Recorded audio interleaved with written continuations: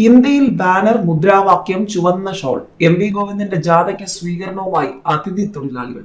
പശ്ചിമ ബംഗാളിൽ നിന്നുള്ള അതിഥി തൊഴിലാളികളാണ് എം.വി. ഗോവിന്ദന് സ്വീകരണം ഒരുക്കിയത്.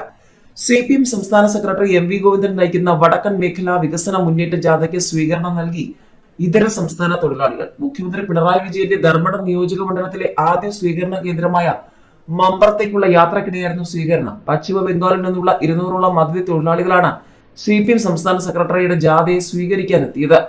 കണ്ണൂർ ജില്ലയിലെ ജാഥയുടെ അവസാന ദിവസമാണ് കൗതുകകരമായ സ്വീകരണം ഉണ്ടായത്. വികസന മുന്നേറ്റ ജാഥയ്ക്ക് അതിഥി തൊഴിലാളികളുടെ ആശംസകൾ എന്ന ഹിന്ദി ഭാഷയിൽ എഴുതിയ ബാനർ ഏന്തി LDF സിന്ദാബാദ് എന്ന് തൊണ്ടപൊട്ടി മുദ്രാവാക്യം വിളിച്ചാണ് തൊഴിലാളികൾ ജാഥയെ വരവേറ്റത്. ജാഥ ക്യാപ്റ്റനായ എം.വി. ഗോവിന്ദനെ അതിഥി തൊഴിലാളികൾ ചുവന്ന ഷോൾ അണിയിച്ച് സ്വീകരിച്ചു. പശ്ചിമ ബംഗാളിൽ നിന്നുള്ള നിർമ്മാണ തൊഴിലാളികളാണ് ഇവർ. സ്വീകരണത്തിന്റെ വീഡിയോ ഇതിനകം വൈറലായിരിക്കുകയാണ്.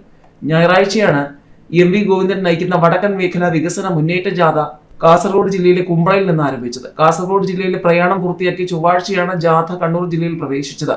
പയ്യന്നൂരിലെ ജാഥയുടെ സമാപന സമ്മേളനത്തിൽ CV ധനരാജിന്റെ ജീവിത പങ്കാളി സജിനിയാണ് ജാഥയെ സ്വീകരിച്ചത്.